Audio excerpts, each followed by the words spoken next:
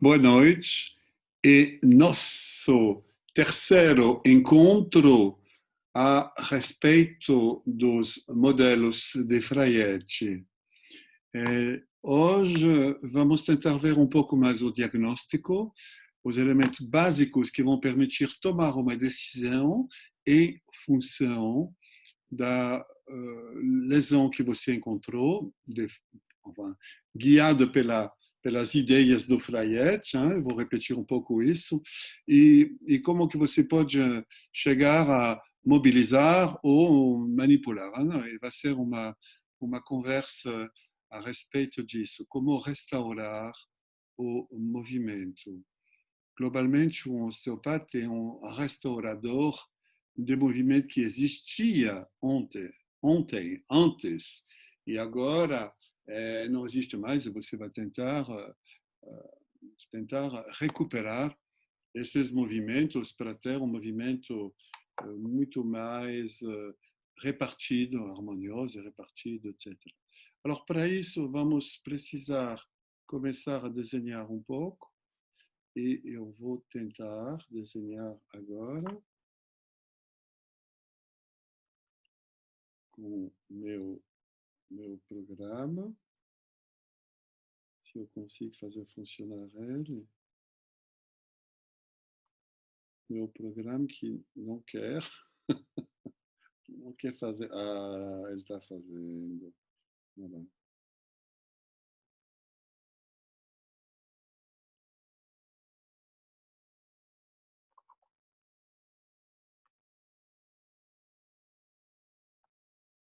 Parece que não tá chegando para você. Vou tentar de novo.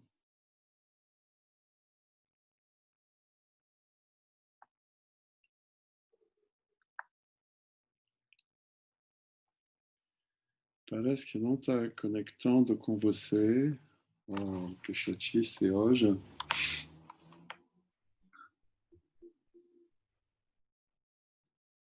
Não, você não enxerga nada. Estou tentando ver. Vou recomeçar para share screen. Share.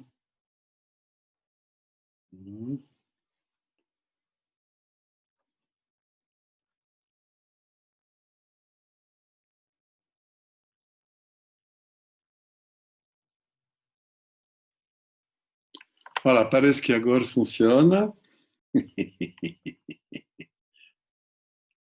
Voilà, funcionou.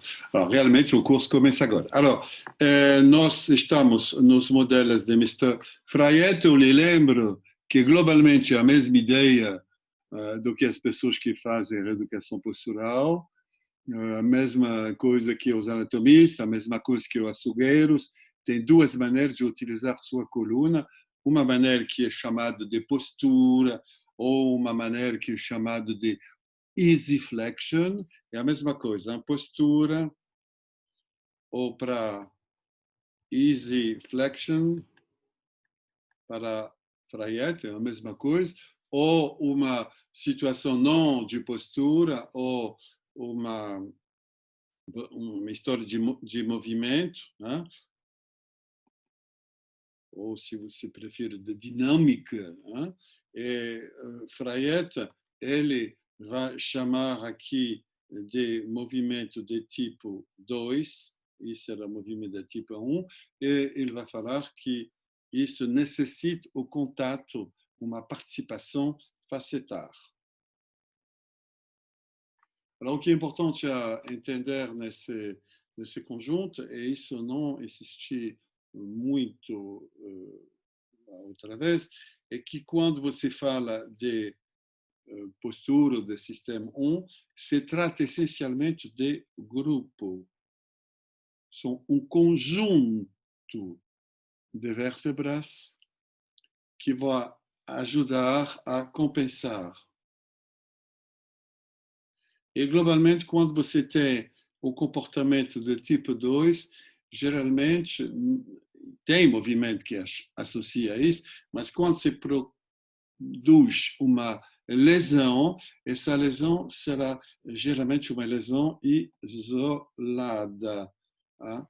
A grande diferença é entender porque do que nós vamos propor como tratamento. Aqui será um tratamento para um grupo.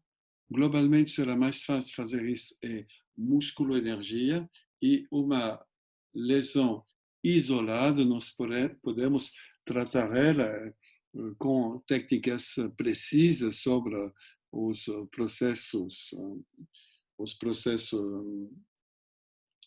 transversos, etc., para poder trabalhar sobre isso. Alors, essa é a primeira ideia que eu estava querendo bem colocar, claro, para vocês. E o que me interessa, vou simplesmente repetir os elementos mais importantes da última vez. Você deve entender que eu não posso tratar de uma maneira isolada o músculo e as fáscias, porque eles são, na maioria dos sistemas, eles são sistemas paralelos. Portanto, eu vou me dirigir aos músculos monoarticulares, que são entre as vértebras, os músculos entre os processos transversos, que são esses músculos que são assim, que são os pequenos músculos monoarticulares que eu vou tentar resolver, e também os músculos que são entre assim, a espinhosa e o transverso. São esses pequenos movimentos sobre o qual eu vou fazer um esforço, ou um esforço com thrust, ou um esforço de alongamento, de contração isométrica, que se chama a musculoenergia. Então, é importante entender o lado paralelo entre músculo e fáscia, entender que todas essas técnicas vão se dirigir a pequenos músculos articulares, monoarticulares, entre as vértebras, e que, globalmente, eu terei uma solução isolada quando eu estou no comportamento desse tipo, e eu terei globalmente uma situação de trabalho em grupo quando eu serei numa situação desse tipo. Alors, a maneira de decidir se você tem um comportamento de tipo 1 ou de tipo 2 é determinada pelo principal teste que vamos ver rapidamente, e depois vocês vão ver a imagem, que é o teste de tentar associar a posterioridade que você encontra com sua palpação. Sua palpação vai ajudar a sentir se você tem uma posterioridade de um lado ou do outro. Eu lhe lembro que se você percebe que isso é difícil e isso é fácil, significa que a vértebra prefira fazer esse movimento.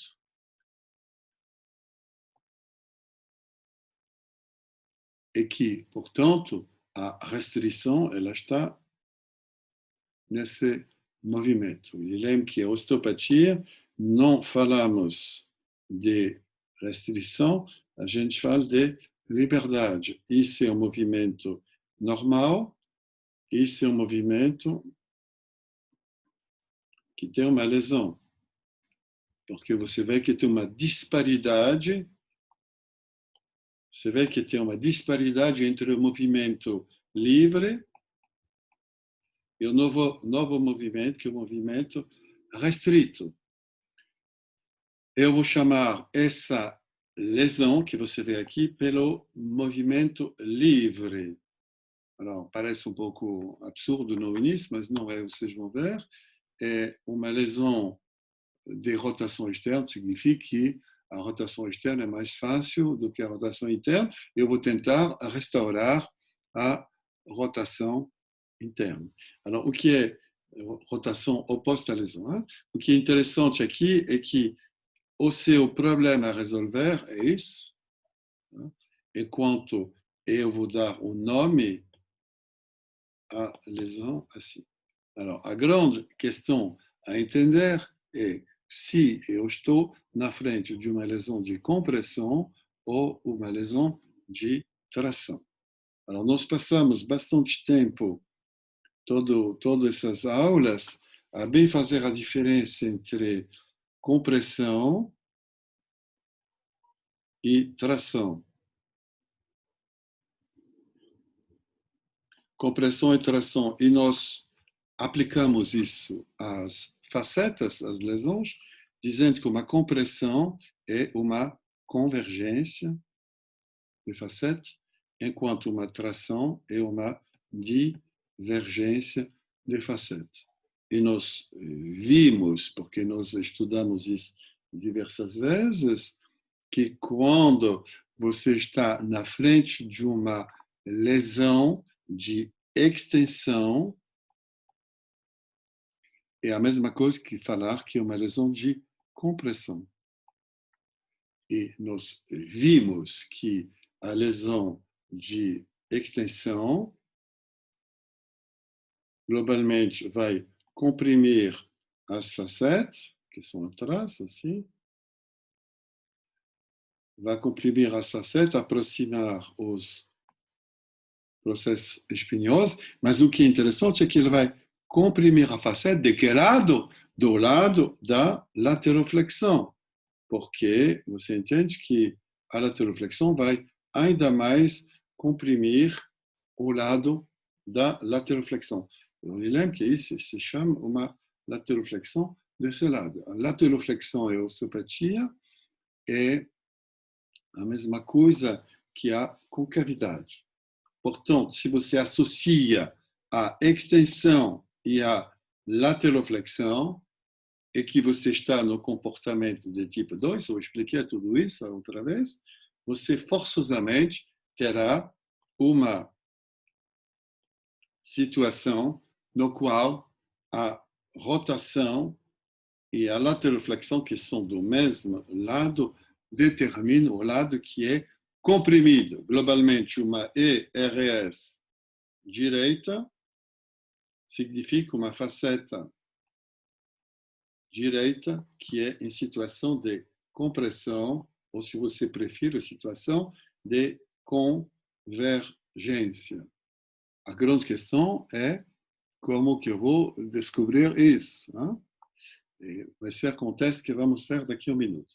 Alors, continuo. É super importante entender que se você está numa situação de flexão, globalmente uma situação de flexão é uma situação que vai afastar as facetas uma da outra. Globalmente, uma situação de tração das facetas. E todo mundo entende que a tração é muito maior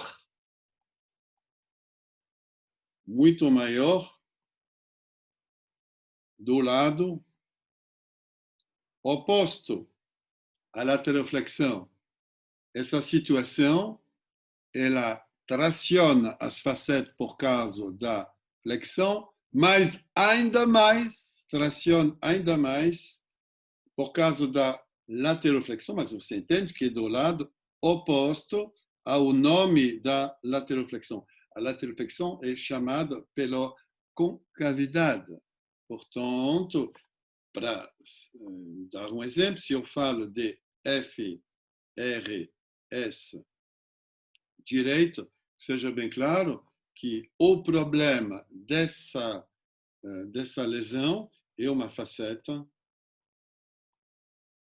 esquerda, que é em situação de tração. Agora você vai se virar do jeito que você quiser, mas seu problema será de tratar essa tração, ajudando a converger de novo as facetas do lado que você entendeu agora, que seria o lado direito. Essa lesão, você entende bem que ela tem uma rotação direita, ela tem uma posterioridade à direita, mas ela tem uma situação de tração à esquerda. Okay? Não é complicado, mas é a coisa que você deve entender no início.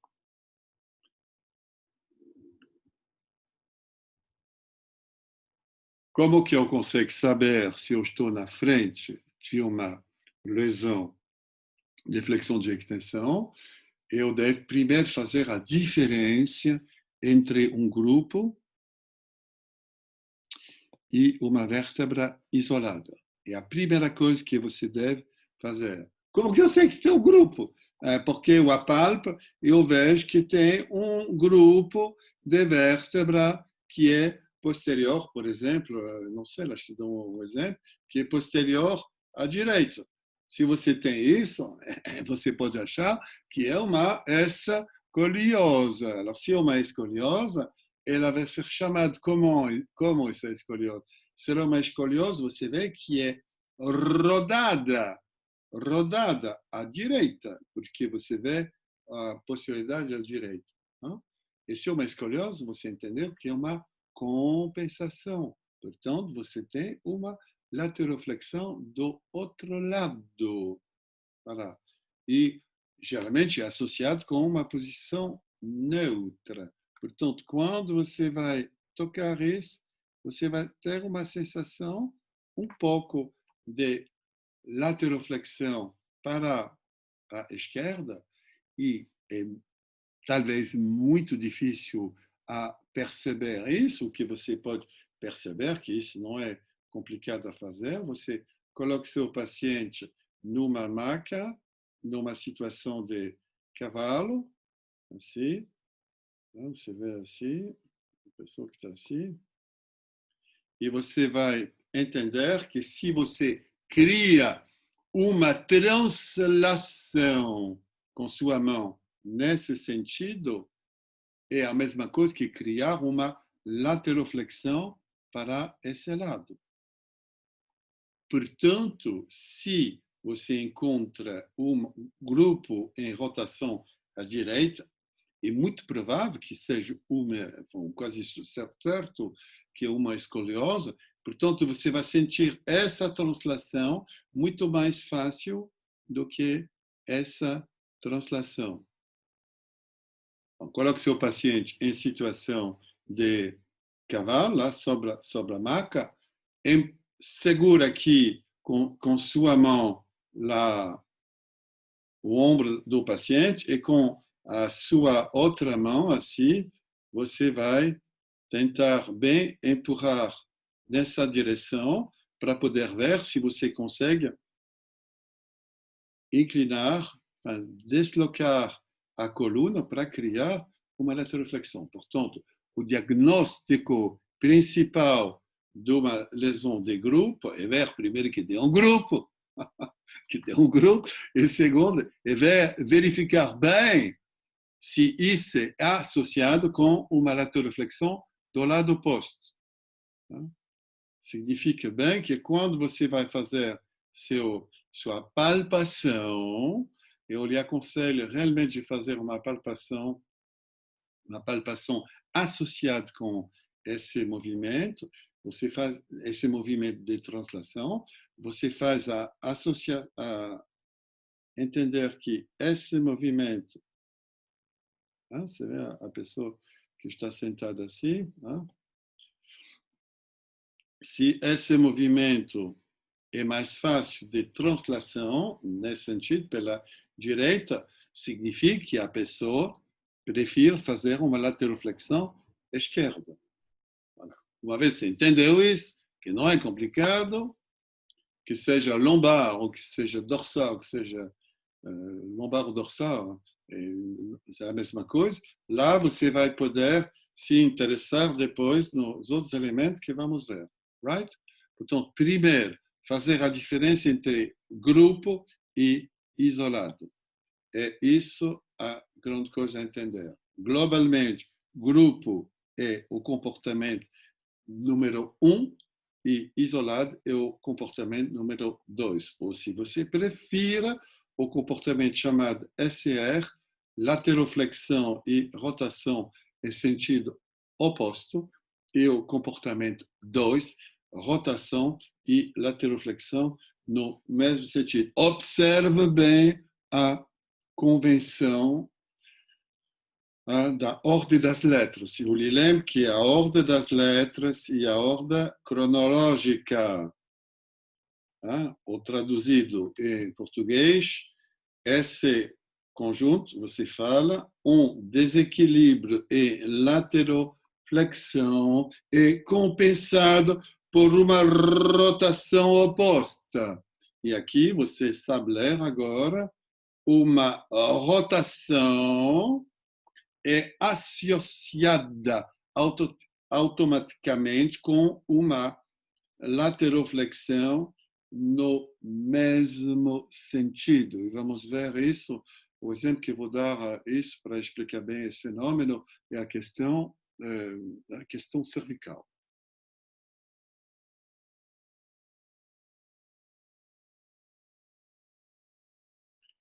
Uma vez que você entendeu isso, que você entendeu a oposição entre grupo e isolado, que você entendeu também o que é super importante, a questão da palpação, vamos ver, o teste principal e que você entendeu isso, perdão, estou a querer que você entendeu bem isso, que aqui é o nome, aqui a restrição, e que você vai querer restaurar o movimento do lado da restrição, mas que é chamado pelo movimento livre. Uma vez que você entendeu isso, nós vamos nos interessar a tentar associar a posterioridade que você encontrou, associar isso quando uma posterioridade isolada, agora eu falo disso, isolado, associar uma posterioridade isolada à flexão ou à extensão. Esse é o objetivo do teste de Fred Mitchell. O teste de Mitchell é simplesmente descobrir a alavanca de flexão ou de extensão que torna a vértebra mais livre. Se torna a vértebra mais livre é a alavanca da lesão. A lesão, eu repito, é dado pelo nome do movimento livre. Portanto, as alavancas tem diversas maneiras. A maneira clássica é de colocar a pessoa apoiada sobre os cotovelos e você cria assim uma situação que se chama de esfinge, mas que nessa posição cria uma extensão da coluna. Se nessa posição a vértebra é mais livre, é uma lesão de extensão. E se nessa posição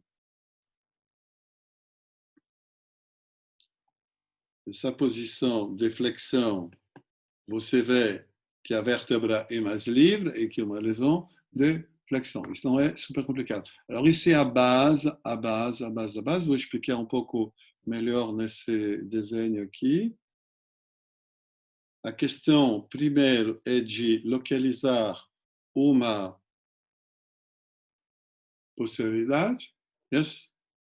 A posterioridade, eu posso traduzir para simplificar, que você vê uma coisa que é duro. Yes? Quando você apoia aqui, você vê que isso não aceita, enquanto isso aceita. Voilà. Okay?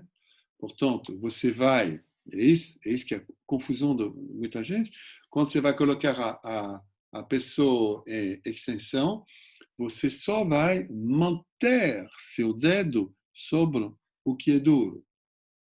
E se você coloca a pessoa em situação de extensão e que você sente que é mais fácil, significa que é uma lesão de extensão. E você deve manter um dedo só, um polegar, só sobre posterioridade. Tá? E se você observa esse mesmo movimento, essa mesma facilidade restaurada nessa posição sobre a pessoa, é uma lesão de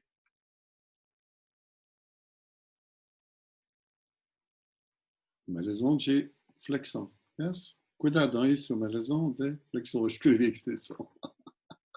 Se é mais fácil nessa posição, é uma lesão de extensão. Se é mais fácil nessa posição, é uma lesão de flexão. Ok? Alors, essa é a base da base. A base da base da teoria. Agora, na prática, você vai ter muita dificuldade no início, porque ou você apoia como uma bruta, e você não vai perceber nada, ou você apoia muito delicadamente, também não vai perceber nada, é por isso que eu devo explicar o que vai ser mostrado no pequeno vídeo que eu consegui salvar no meu computador há pouco tempo, que é um pequeno vídeo que vai te explicar isso, mas vou explicar agora. Você tem, quando você procura um movimento, quando você faz um teste de mobilidade que você cria, não é um teste indireto. O teste direto é o paciente faz um movimento,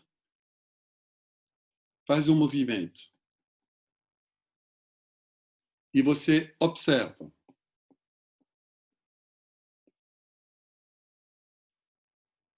Yes? O melhor exemplo que você consegue entender é o famoso teste de Gillet. Quando a pessoa está assim, lá, com as mãos apoiadas, que levanta, ela faz um movimento e você vai observar o movimento que vai se produzir atrás, você vai ver se as espinhas se movem. Hein? Então, isso é um teste indireto. O paciente faz, você observa, apalpa, mas você vê a consequência do gesto do paciente. Agora, o teste que eu vou lhe propor agora não é de nada isso, é o teste direto. O teste direto é bem diferente. Você está tentando transmitir um movimento a um osso, a um fáscia, a um músculo, a qualquer situação, a um líquido, enfim. E você observa se o corpo aceita ou não aceita o movimento. Alors, tem duas maneiras de fazer um teste direto. Ou você impõe, significa que você impõe. O corpo não tem que discutir, você força, não força, mas você observa se você consegue provocar, impor, provocar. E você que é o ator, é o paciente, é muito passivo nesse caso. Se você consegue impor. A coisa super clássica é o famoso teste. O mais evidente a entender é o teste no qual você está assim, impondo impondo aqui sobre um ilíaco. Se a pessoa está deitada assim, você vê a pessoa assim. Se você empurra fortemente aqui, se você empurra com força, você vai criar uma rotação posterior. Yes? Então, quando você faz esse movimento, você impõe, que é uma maneira de testar. O equivalente para as vértebras seria de apoiar com sua mão, se apoie bem com sua mão sobre o processo, enfin, indiretamente, mas sobre o processo, se apoie para ver se tem ou não tem uma posterioridade. Ok? Alors, impor e provocar. Você deve também entender que tem uma grande diferença nos testes entre o movimento e a posição. Os bons testes são os testes que tentam criar ou perceber o movimento. A posição, você consegue errar feio com a posição, porque uma posterioridade de vértebra não é uma saliência gigantesca que você vê. Tá good? Portanto, estou mais interessado no movimento do que na posição e eu posso impor, mas não é exatamente a melhor maneira, a meu ver, de trabalhar. Eu prefiro muito mais a questão de sugerir. Sugerir não significa que você não vai colocar nenhuma força, mas nesse caso você faz um inquérito, uma pergunta. Você sugere um movimento e você vai ter uma resposta. Resposta do corpo do paciente. Uma resposta que não é consciente do paciente. Você sugere, você apoia muito pouco. O exemplo muito bom que você pode ter é quando você anda com um cachorro com um laço, né? Quando tem uma boa harmonia entre o cachorro e você não precisa puxar o cachorro, ele te acompanha naturalmente. Bom exemplo também é com a rede de um cavalo. Hein? Quando você está com a rede do cavalo, assim, é que você não precisa puxar muito. Uma pequena tensão de quase nada, uma sugestão de quase nada, e você vai ver que o animal que pesa 500 quilos vai girar sem dificuldade numa curva. Right? Outra comparação é também quando você dança com uma mulher, não precisa, se os dois são bem em harmonia, tranquilos, cada um percebe muito bem que sentido vai rodar o casal. Né? Então, geralmente na dança clássica, não clássica, dança de salão, tem uma convenção. Geralmente é o rapaz que vai dar um pequeno empurro com a mão para indicar em que sentido vai rodar. Mas as pessoas que sabem dançar percebem muito bem o movimento um do outro, etc. Então, sugerir não é impor. Sugerir é realmente a melhor maneira de perceber as coisas. E lá, a resposta não é exatamente o movimento que você vê. A resposta é duro ou mole. Entende que tudo é duro, porque os ossos, tudo, são duros. Né? Ou se você prefere, seria elástico e, e recusa. Né? Recusa, né? Sensação. Voilà. Alors, sugerir, etc. Essa é super importante para poder perceber e fazer um diagnóstico sério. Por exemplo, é claro que se você está fazendo esse teste, você deve absolutamente entender que tem que esperar um pouco para que a sua pressão comprima toda a musculatura que é aqui, né? Porque você não toca diretamente a vértebra. Então, você deve comprimir e esperar bem. Globalmente, uma sugestão. Essa sugestão vai te falar se, por exemplo, se você vê que isso é duro, significa que o movimento oposto é o movimento mais fácil. Sugerir ou opor. Esse te permite muito bem, com o teste de Mitchell e com os testes de palpação direta, de entender se você está na frente de um grupo ou na frente de uma lesão isolada. Alors, uma vez que isso está bem entendido, tem que entender agora como você vai tratar as lesões que nós descrevemos. A primeira lesão de grupo, você tem que entender que o problema mecânico dela é a rotação e também a limitação dos músculos do lado da lateroflexão. Para poder corrigir isso, o mais simples é de utilizar a musculoenergia. E a musculoenergia vai consistir em criar uma situação de tensão contra o movimento fácil, ir no sentido da restrição.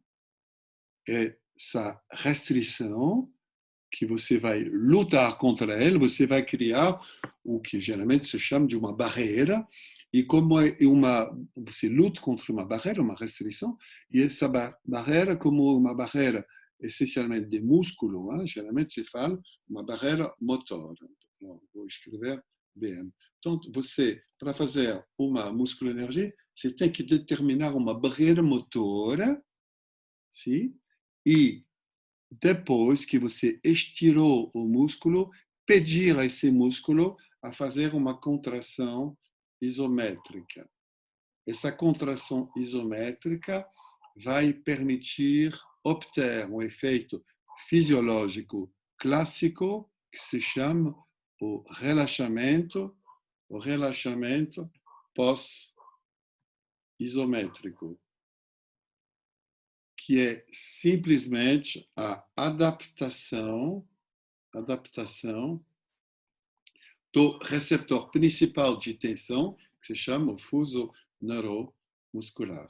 A adaptação do fuso neuromuscular, que é devido à compressão e à intensidade que você vai obter não é grande intensidade, mas a compressão que se produz nas fibras e da contração vai permitir de adaptar o fuso neuromuscular e ele vai aceitar depois de poder se relaxar. O ILM, que é um sistema fuso neuromuscular, um sistema que tem uma pequena parte sensível e que tem fibras próprias, que são em situação paralelas com as fibras. Você vê de novo o paralelo, hein?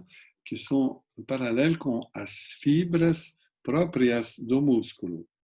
Se tem uma discrepância entre as fibras do músculo e as fibras do fuso neuromuscular, se cria um espasmo.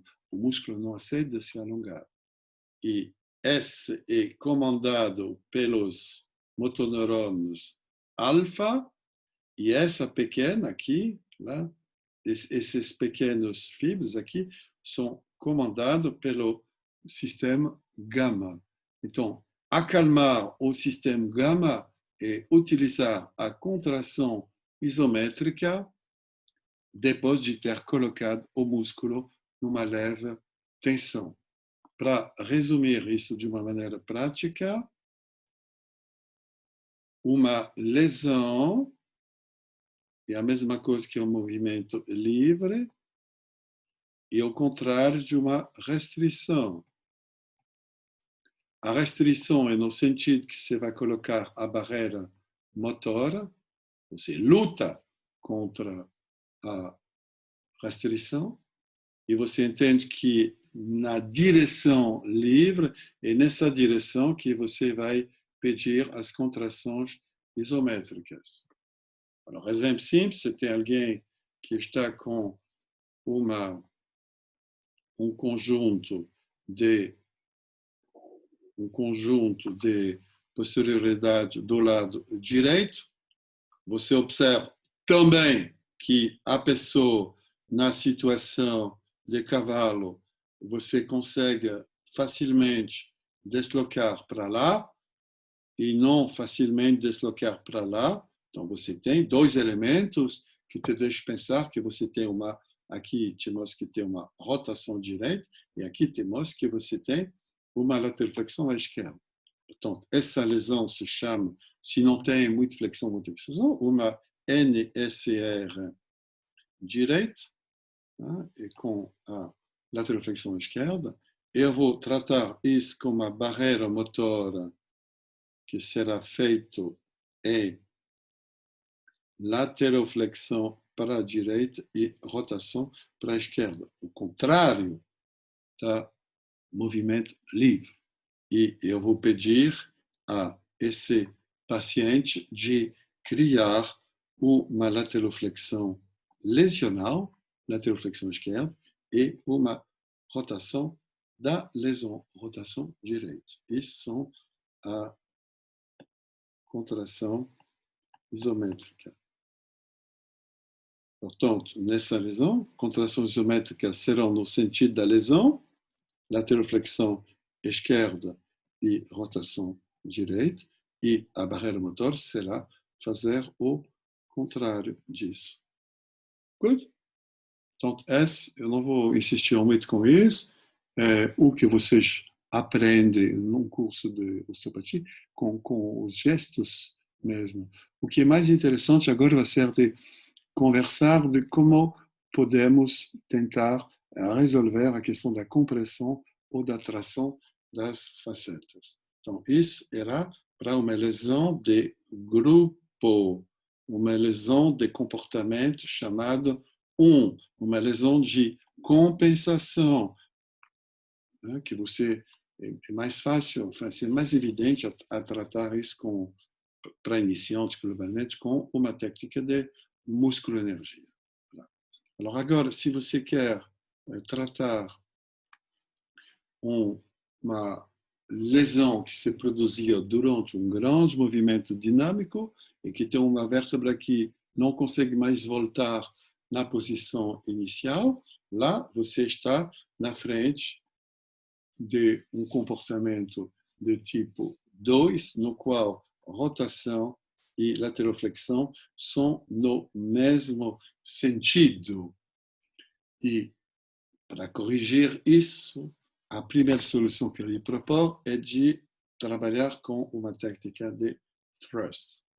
Quando você faz uma técnica de thrust, você não pode fazer como a musculoenergia, você tem que escolher um gesto. Você não consegue fazer 2 ou 3 gestos ao mesmo tempo, é impossível. Então, você vai ter que escolher qual é o gesto melhor que vai tentar resolver o problema mecânico. Eu te lembro que você tem 2 problemas, ou uma situação de convergência ou uma situação de divergência das facetas.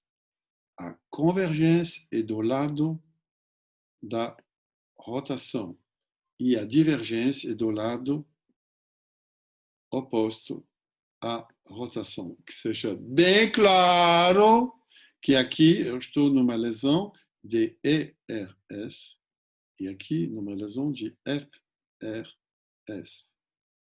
Voilà. Tem que aprender isso, até que tu entende isso, não é complicado. Alors, como que eu diverjo, como que eu converjo?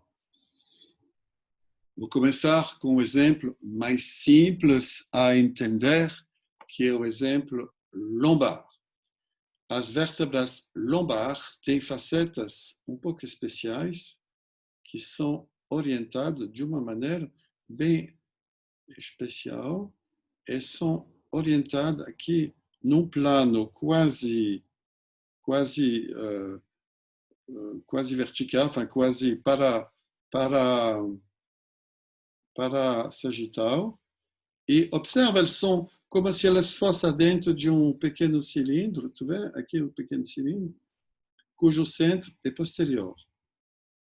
Então, essas vértebras lombares não conseguem rodar. Para rodar, você teria que ter, como no sistema dorsal, faceta que permite que o centro da rotação seja no corpo.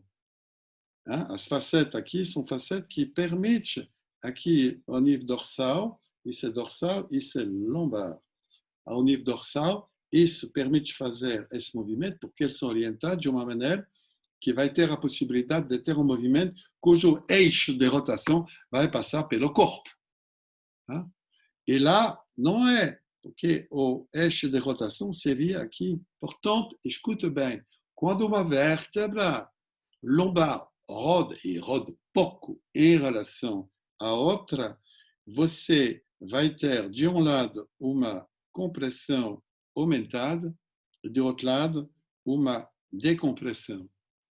Portanto, o que significa que a vértebra que está em cima dessa vértebra que eu desenhei, se eu faço uma rotação da vértebra de cima para esse lado, da vértebra de cima, eu vou comprimir um pouco mais essa faceta, mas eu vou obter que essa faceta aqui fizesse esse movimento que você vê nos Béron, fizesse esse movimento. Yes? E pouca coisa, mas é essa coisa que vai se produzir. Portanto, ao nível lombar, o movimento de manipulação que se chama a torção, e que é chamado lombar, rolamento lombar, lumbar roll in English, hein? Esse movimento vai permitir não de criar uma rotação, magnífico, não tem rotação, quase nada ao nível lombar, mas vai permitir esse movimento de permitir que uma faceta, aquele que é comprimido, vai fazer assim. Portanto, quando você manipula ou coloca em tensão a pessoa, lá, você vai justamente obter, quando você faz essa situação, quando a pessoa está assim, você entende que a pessoa está girada assim para o teto. Você entende que o tronco dessa pessoa está girado para esse lado, hein? O que é uma rotação para a esquerda. Good? Lá você vai colocar a perna da pessoa assim, para que quando você vai girar aqui, você vê bem que isso é uma torção, isso eu vou girar para a direita, hein? Para o lado direito do paciente. Quando eu vou fazer esse movimento da pessoa assim, eu vou ajudar a decoaptar essa pequena faceta que está em cima. Yes? Portanto, entende que uma faceta comprimida do lado esquerdo, isso é o lado esquerdo da pessoa, regularmente tem esse problema de... Voilà. A faceta é bem do lado esquerdo do paciente. Yes ou não? Se eu faço aqui uma rotação para a direita da pelve, a coisa importante a entender é que o esforço deve ser feito sobre a coxa, sobre a pele. Eu vou conseguir fazer uma pequena decoaptação dessas facetas para poder liberar a compressão da faceta do lado esquerdo.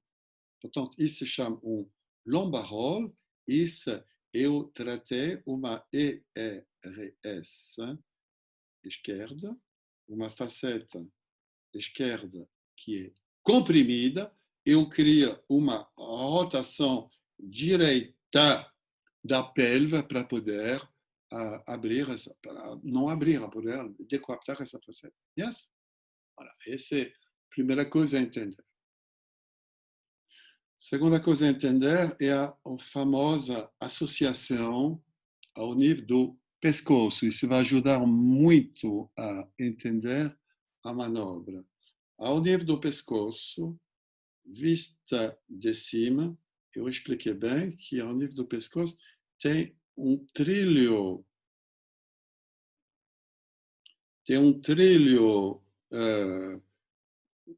que limita o movimento de rotação de uma vértebra em relação à outra. As facetas são aqui, lá são as facetas. Esse trilho aqui impede a possibilidade de torção em sentido opostos das vértebras. Portanto, esse trilho, eu lhe lembro que esse trilho ele está assim, hein? Visto de frente, e assim, e a vértebra seguinte está assim, e todo mundo entende que o disco está aqui. C'est visto, vamos falar, anterior. Lá você tem uma articulação, e esse trilho que está aqui impede uma vértebra rodar para a esquerda e a outra para a direita. Portanto, não tem escoliose ao nível cervical, e o que você tem que entender é que essas facetas vistas de lado, elas são muito inclinadas assim. Não? São assim. Elas são assim as facetas.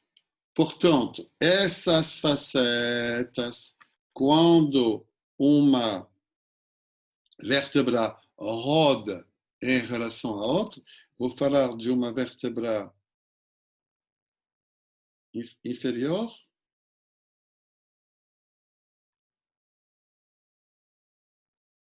Se a outra roda por cima, você entende? Se uma vai rodar, entende que eles vão ter tendência a rodar todo, mas o que é interessante a entender é que a faceta desse lado vai para frente e a faceta desse lado vai para trás. Todo mundo entende que isso é uma rotação para a esquerda. A faceta direita se torna anterior e a faceta esquerda se torna posterior. Mas entende bem que se essa faceta direita vai para frente, ela vai deslizar ao longo do plano que é inclinado. Portanto, ela vai se tornar anterior, mas também superior, porque ela vai deslizar para cima, assim. Então, entende bem que essa faceta aqui vai se tornar anterior e superior, enquanto essa faceta atrás será totalmente a outra situação. A faceta que vai recuar, ela vai recuar e deslizar ao longo de uma cosquinha inclinada. Portanto, ela recua para trás, mas também ela vai descer. O que mostra bem que ao nível cervical, se você sobe de um lado e desce do outro lado, você tem uma lateroflexão. Portanto, é o exemplo clássico a entender é que a orientação das facetas ao nível cervical facilita a rotação para a esquerda, será associado forçosamente com uma rotação também à esquerda. Então, isso é o movimento natural das vértebras cervical quando elas giram uma em relação à outra. Lá você vê a vértebra cervical. A rotação para a esquerda se associa a uma eletroflexão à esquerda. É a função principal da orientação do olhar quando você procura uma coisa a seu nível. Hein? Uma pessoa que procura desesperadamente aonde que ele colocou os óculos vai utilizar exatamente essa situação de rotação e de girar a cabeça para o lado no qual ela inclina forçosamente para olhar aonde que ela uma pessoa que procura uma coisa, ela procura assim. Você vê bem que lá ela olha para o objeto que ele está doido para encontrar, os famosos óculos que ele perdeu, se ou não, e você vê bem que essa pessoa está rodando para a direita, isso ou não? E você vê bem que, para ver essa coisa, ela está obrigada um pouco também a se inclinar para a direita. Good? Portanto, ao nível cervical, está bem claro, ao nível cervical é super claro que a lateroflexão e a rotação são no mesmo sentido. Agora, isso pode ser associado com a flexão, que é mais essa situação, não? Ou uma situação de extensão. A extensão vai aumentar a compressão e a flexão, se tem muita flexão, vai aumentar a tração. Bom, está claro? Isso vai me permitir explicar como que a gente consegue manipular ao nível dorsal ou ao nível cervical, como que a gente consegue globalmente manipular essas facetas inclinadas. Para manipular uma lesão de extensão, que é uma lesão de convergência, que é uma lesão de compressão, eu vou utilizar a rotação.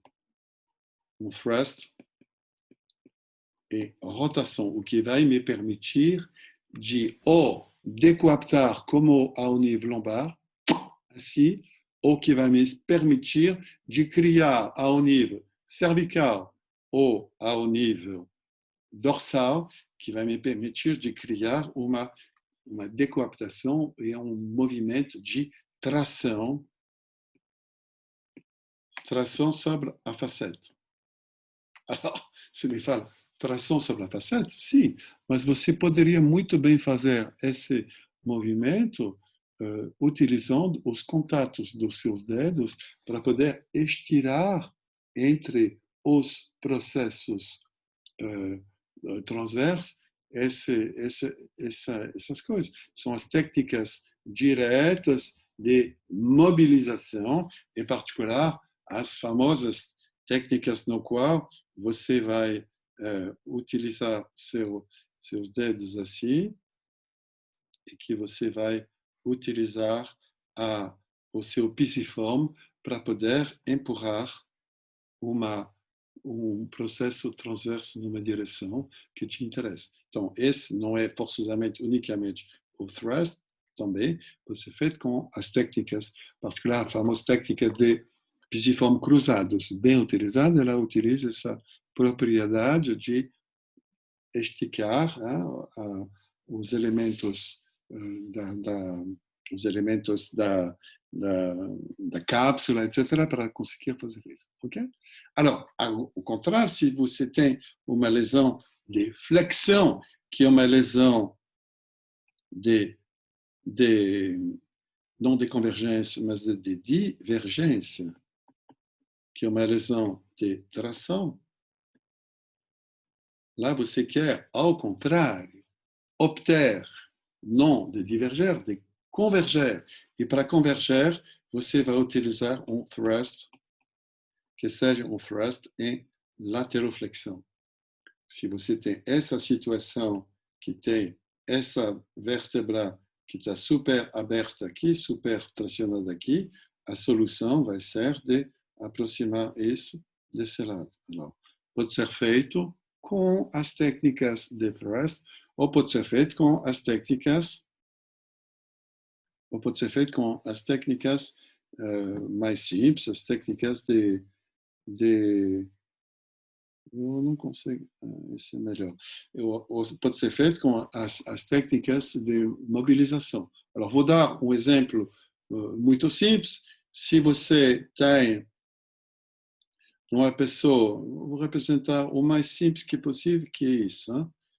Você entende que eu não consegui recuperar meus discos, hein? Eu vou ter que desenhar. Você entende a pessoa que está deitada aqui sobre uma máquina vista de trás? Você entende que se você tem uma situação aqui de facetes que são super abertas desse lado, né? Claro que você vai querer, né? Você vê a pessoa está deitada aqui com a perna assim e a coisa assim, yes? Você vai querer, para fechar isso, obter que isso se aproxima assim, yes? Uma pessoa deitada de lado. Alors, uma solução mais simples do mundo, a pessoa está assim, não sei por que me faz isso regularmente. Uma pessoa está assim, você vai poder, utilizando assim, lá, utilizando assim, essa mão assim, e a outra mão assim, para poder aproximar o conjunto assim, para cá e para cá. Né? Você entende que forçando nessa direção, você vai ajudar a mobilizar calmamente a situação. Né? Você entende? Eu sou lá com meus braços assim para poder aproximar isso, lá, hein? Aproximar isso e empurrar desse lado para aproximar. Alors, essa é a técnica mais simples do mundo. Se você não consegue fazer isso, você poderia utilizar as pernas. Tá? E você entende bem que se você coloca uma perna assim, uma perna em abdução, né? Se você coloca a perna em abdução, desenhar aqui o pé vai ser assim. Lá você dobrou a perna. Você entende que se você força a perna em abdução, você forçosamente vai conseguir converger aqui. Lá, você entende? A pessoa está assim, lá, deitada, lá, paf. Você tem uma mão assim que vai controlar essa e uma mão que vai controlar aqui a abdução. Tá?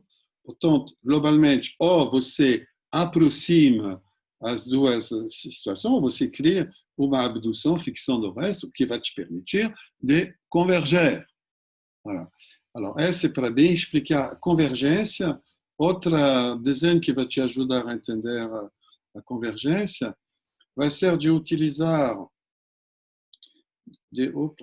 vai ser de utilizar assim, utilizar seu apoio sobre a crista ilíaca sobre a crista ilíaca do paciente, lá, voilà.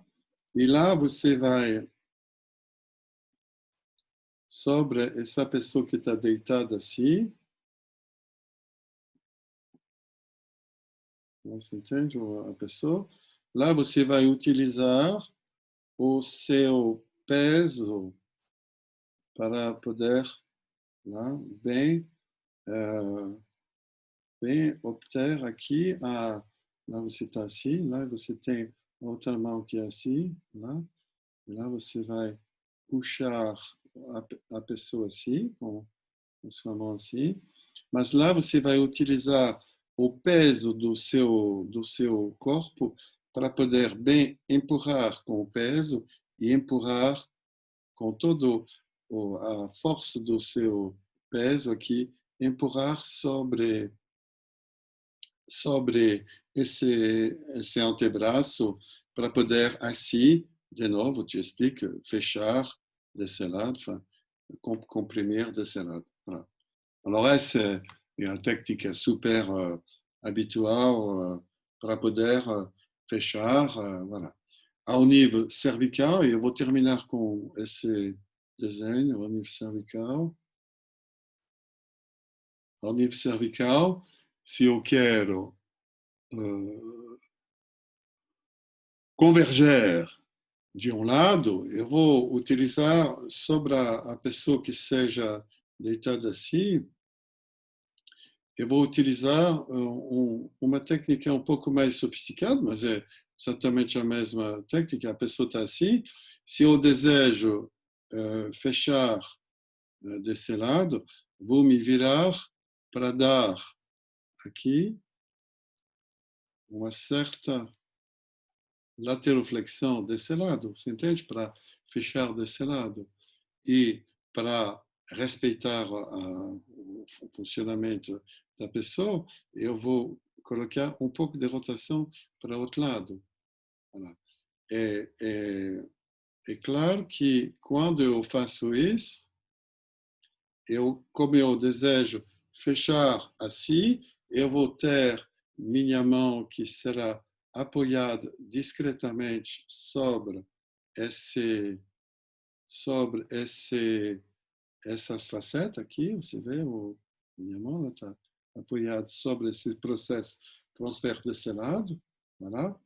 E para conseguir bem comprimir, eu vou utilizar uma compressão, fazer um desenho, utilizar uma compressão sobre o topo da cabeça, né, porque a pessoa está assim, rodando, apoiar um pouco o topo da cabeça para conseguir bem aqui, para conseguir bem ao mesmo tempo, né, fechar aqui, né, comprimir aqui, mas também utilizar um pouco de compressão axial, o que vai permitir de poder aumentar um pouco a lateroflexão. Você vê que aqui é uma lateroflexão que eu estou tentando recuperar desse lado. Todo mundo entende que essa lateroflexão é uma lateroflexão para a direita, o que significa que eu estou fechando à direita uma FRS que é rodada à esquerda. Você vê que eu rodei um pouco a pessoa para a esquerda, porque você não deve forçar todos os movimentos ao mesmo tempo. Voilà. Alors, meus queridos, eu vejo que a hora passou, que eu não terminei tudo o que eu estava querendo fazer hoje. Eu repito que eu estou tentando explicar um pouco os modelos de comportamento vertebral e as aplicações práticas. Falta alguma coisa de aplicação prática que finalmente eu vou ter que continuar. Nós fizemos um Frayet 1, fizemos o Frayet 2, fizemos o Frayet 3 hoje e nós teremos que fazer um Frayet 4, que será terça-feira. Terça-feira às 19 horas, terça-feira que vem, às 19 horas, eu continuarei isso, eu não consegui terminar isso, e nós continuaremos e faremos terça-feira o filme e as perguntas. Eu acho que daqui terça-feira eu terei recuperado meus vídeos para fazer isso. Então, eu vou parar de share. Voilà. Eu estou aqui na frente de vocês, falando agora um bom fim de semana. As perguntas serão terça-feira. Eu fiquei falando mais do que eu imaginava. Eu vou ver, eu tenho uma pergunta aqui. Ótima aula, passou muito rápido. Que coisa gentil. Esses alunos são muito educados, gentis, é tudo. Eu vejo que vocês ficaram quase todos até o fim. Olha, bom fim de semana. Obrigada, professor. Bom final de semana, Felipe. Muito obrigado. Muito obrigado. A gente vai tentar terminar esse assunto, porque eu estou querendo ir um pouco mais no lugar que me interessa, vocês vão ver. Okay. Isso, alguém me pergunta se é gravado. Sim, eu gravei essa, eu vou parar de gravar.